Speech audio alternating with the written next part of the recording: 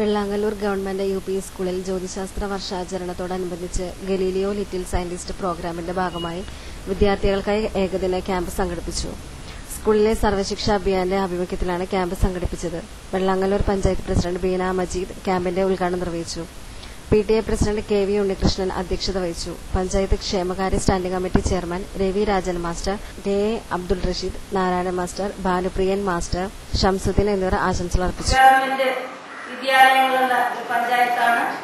അതുകൊണ്ട് തന്നെ ഒട്ടേറെ പരിപാടികൾ നമ്മുടെ വിവിധ വിദ്യാലയങ്ങളിലായിട്ട് SSIയുടെ ഭാഗമായി നടന്നു വരികയാണ്.